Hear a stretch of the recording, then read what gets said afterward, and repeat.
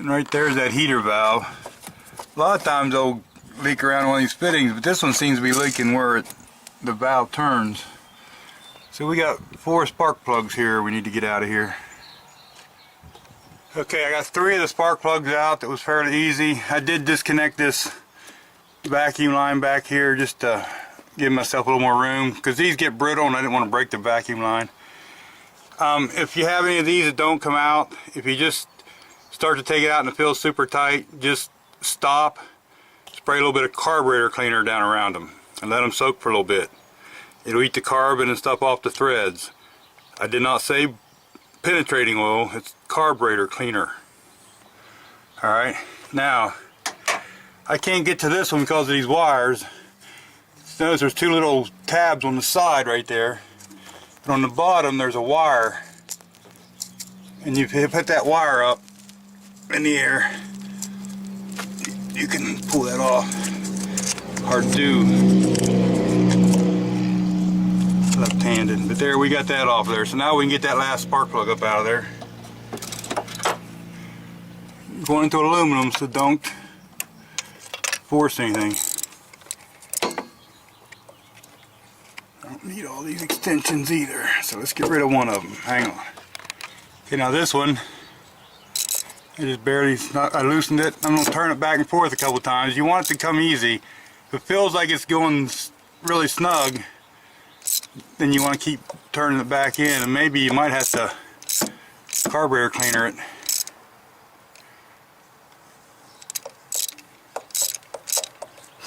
I think I'm going to do that to this one.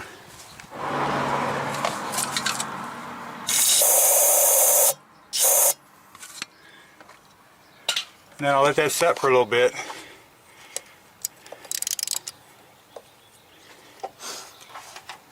And once we get that out of there, we'll have to do the air filter and the fuel filter yet. Okay, so I got that last spark plug out of there. Once I sprayed that around there, it came out real easy. And then look at this crap. Why would you do that? That's for the air conditioning, right? Or is that? No, that might be. Yeah, it looks like it's going to the air conditioner. Anyway, I'm going to take this off right here. That way I can get the lid out of there whenever we get it undone. And then I'll spray some mass airflow cleaner on this inside. Here's the air cleaner. Try to knock stuff off of there. Oh yeah. The dreaded mouse nest. So I guess we'll have to clean that out of there. The things you find. The bad thing is this thing drives all the time. It's not like it sets very much at all. Interesting.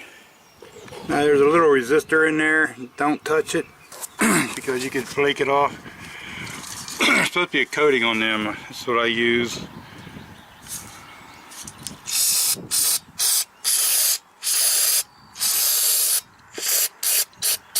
That's all I'm going to do is spray it and let it set for a minute. If you spray one of these off though, make sure it completely dries before you plug it back in and get electric to it.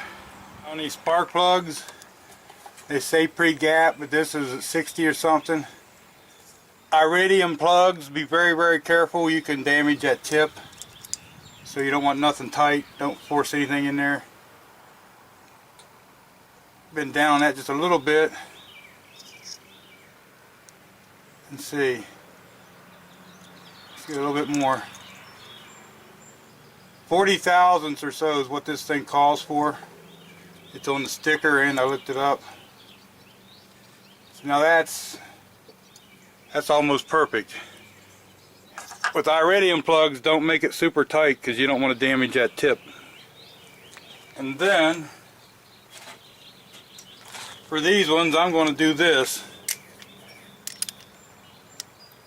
I put the spark plug in there and I tighten it up by hand. I screw it in and tighten it all the way down till it seats by hand. The only thing I put a ratchet on is just to tighten.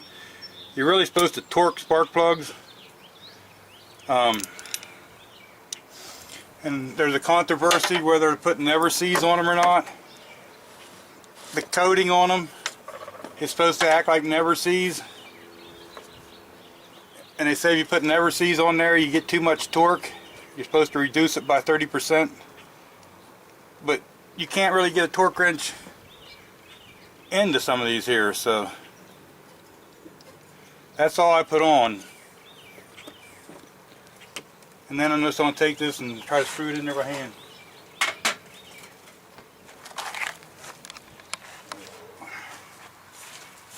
Every spark plug on this but one, there's kind of something almost in the way. I'll put it down in there, make sure it goes into the hole. I turn it backward just a little bit and then try to get it to start. You start to turn it backwards, it falls down in that hole. See, if you thread it all the way in by hand, you know all the threads are in there good.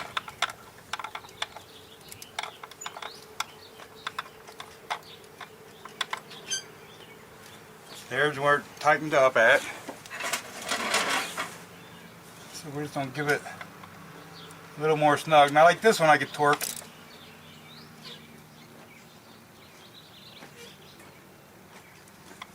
But why torque one and not the others? There, my socket fell off. But the sockets with the rubber in there are nice if they come back out.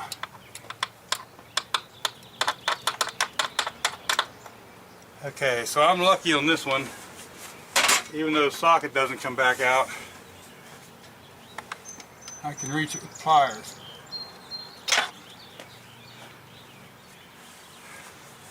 Dielectric grease on that rubber will sometimes help you getting that spark plug socket down in there stuck. This old truck, I don't remember the mileage you brought it to me, but I'd done spark plugs on it one other time, and I expect it was at the 100,000 mile range then.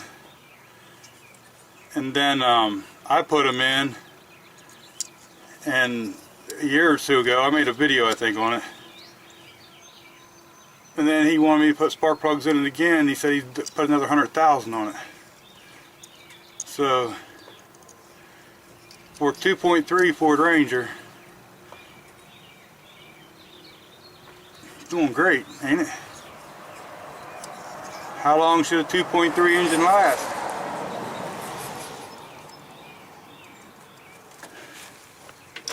Probably not forever. I know a lot of controversy about that anti-seize, never seize, what do you want to call it. But I don't put that much on it. But if you've ever went to take somebody's spark plug out before, and it was put in there and the threads are galled, and I don't even always know if it's user difficulties or not, but just sometimes on aluminum threads like to gall. And when they gall and you take it out, you pull the heads out of the threads out of the head, then you're up that creek without a paddle.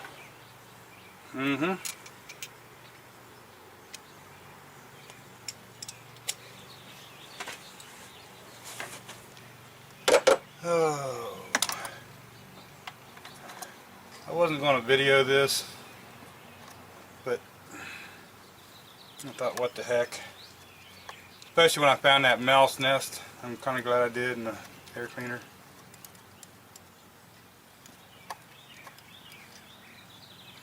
And these wires are good. I ain't sure what. Looks like a mouse. They haven't got through the insulation, but a mouse was on that wire, plug wire.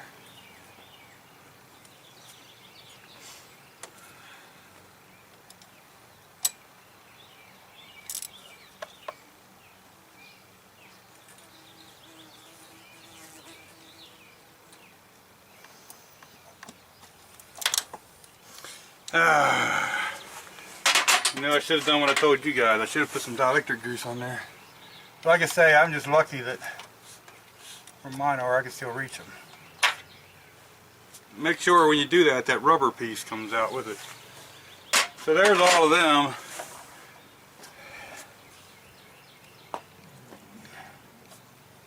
I'm going to put it back together for now. This here, Can you see this? Let me see if you can see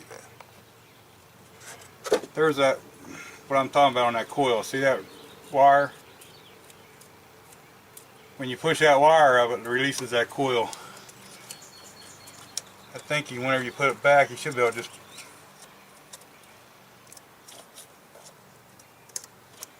put it back on, it clicks. So I can put these back on for now. I will take a little bit of dielectric grease and put right on each one of these. And I don't have to tell him, looks like he's, I mean, it ain't hurting nothing the way these are. They're not all the way through the blue insulation yet. So, and I laid these out here. Number 1 goes in there, and then 2. I think, I don't know if this coil is marked or not. A lot of them are marked. So here's the firing order. They just go 1, 2, 3, 4. And on this, there's that connector we took off, the wire plug-in.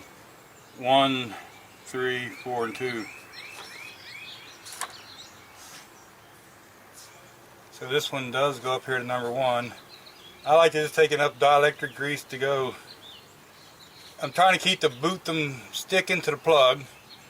And some people say don't do this because it's not a conductor. But that's the reason you do it, because it is not a conductor. You're wanting to insulate.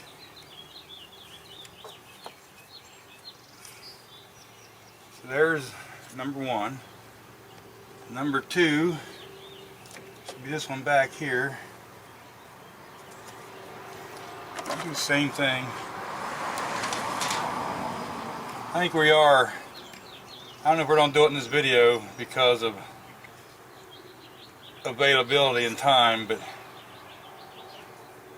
I am going to have him get some spark plug wires.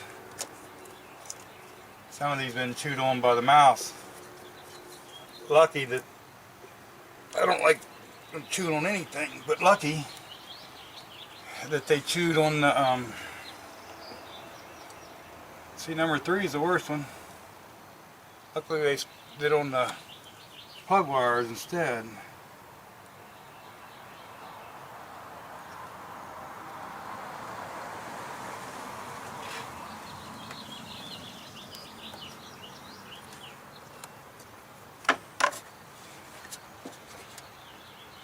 I got geese on my hands. I got geese. I gotta try to make that route back down in there. How was that?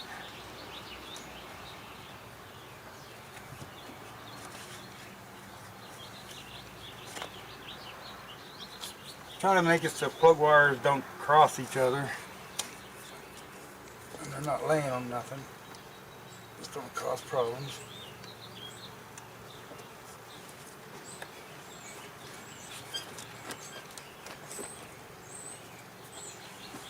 I need to get up in there.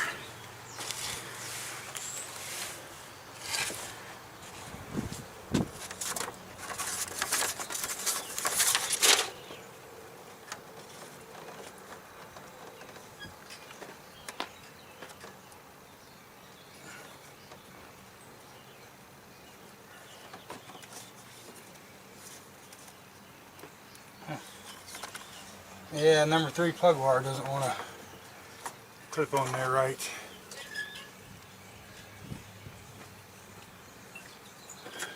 Go ahead and do number 4 back here. And you guys are probably blinded again.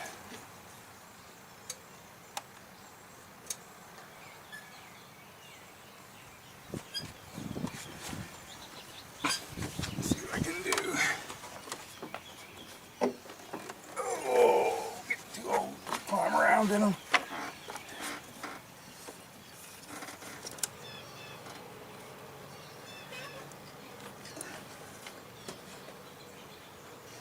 I'll tell you what, number 3,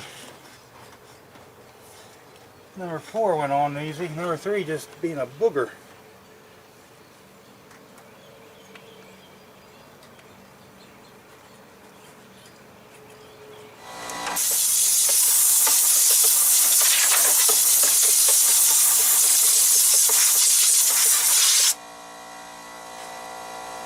Yeah, you guys probably can't see nothing there, but I dropped that air cleaner down in there.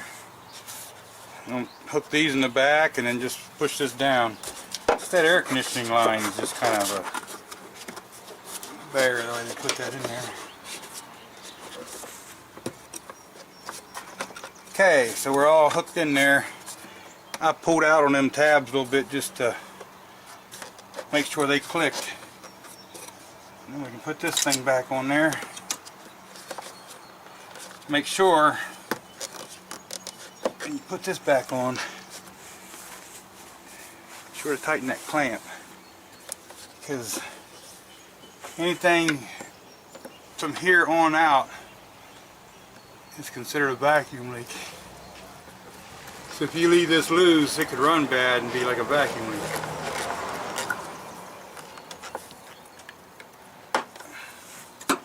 And we're going to put this back on there. And that should be pretty much it for the tune-up stuff. When you get the keys, maybe we'll try to start it up. I still got to do the fuel filter. Let's see if it'll run. Maybe it will, maybe it won't.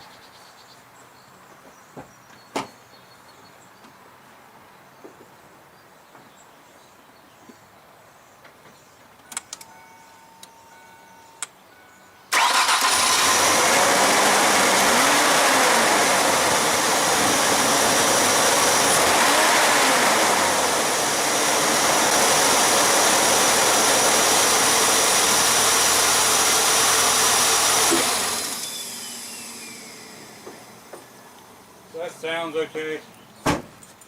Like I say, we're going to grab some spark plugs, wires, and put on there.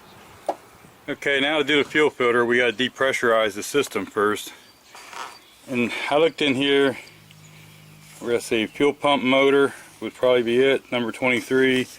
Look over here is the second one to the left here, number 23, which would be this one here. So I should be able to pull that fuse, try to start it. It may start for a second and then die, and if it does, we know we don't get any fuel pressure.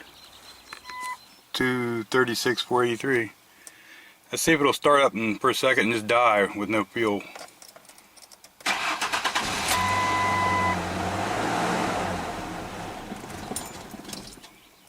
That's what I wanted.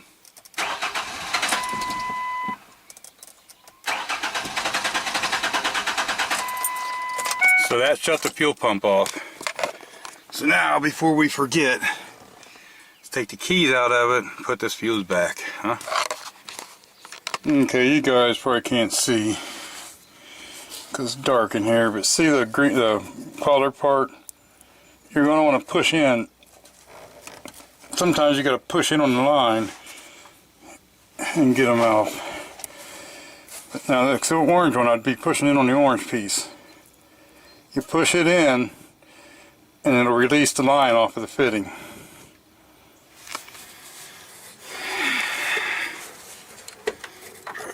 Push it on the line, push it on the green tab, and then it comes right off, and gas is running right out.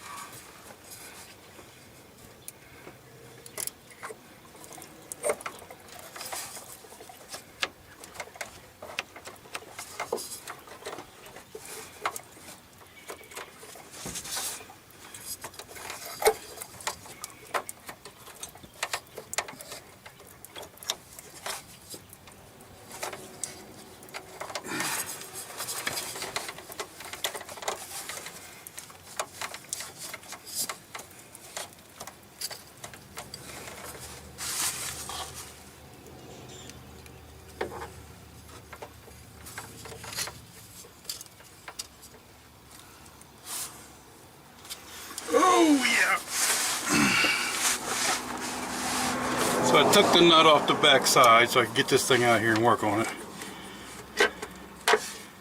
And I'm getting gas all over me. Oh yeah.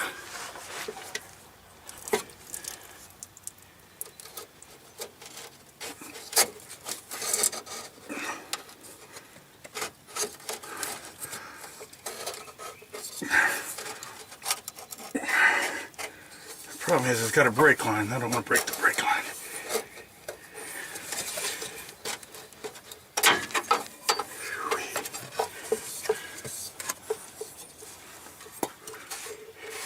I got it.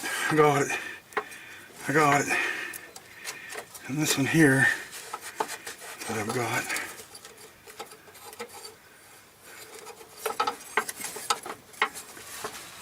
Okay, so I got that new one on there because the filter was a different size. So there it is. Make sure you pull in them lines and make sure they don't come off. Last time I did this one on this truck, one of them come off.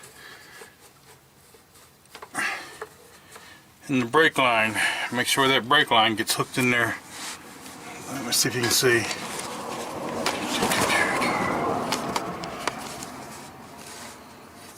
Right there is where the brake line hooks.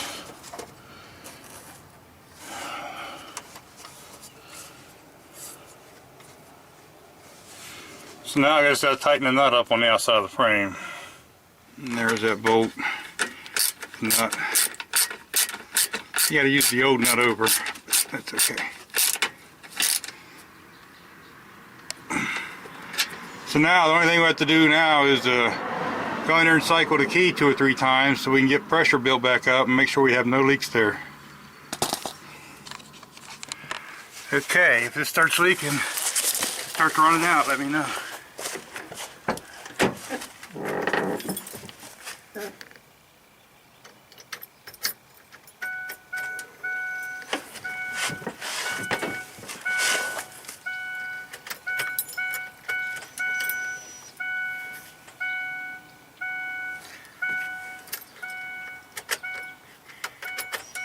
I've cycled the key about 3 times. Let's see if it'll fire up. Oh.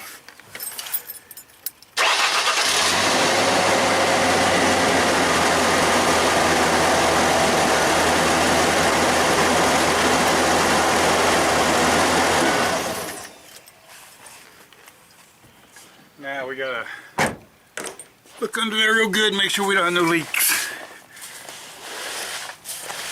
So right there, nothing dripping, nothing dripping, nothing dripping off of this one.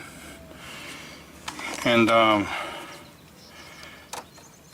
fuel lines, I pulled and pulled and pulled on them. So I can't see them coming off. So anyway, there that. You can see that thing down there holding the brake line. What I did was took a screwdriver, I had that clamp back, bolted back down, took a screwdriver underneath that line a little bit and just pushed up on that brake line and it popped up out of there. Boy, I hate to do that to old brake lines. I mean, if it breaks that easy, you needed a brake line anyhow, to be honest with you, but like I say, so far so good. Gotta make sure them little clips, them little collared things come back out. Like the orange one there, you gotta make sure they come all the way back out so they lock.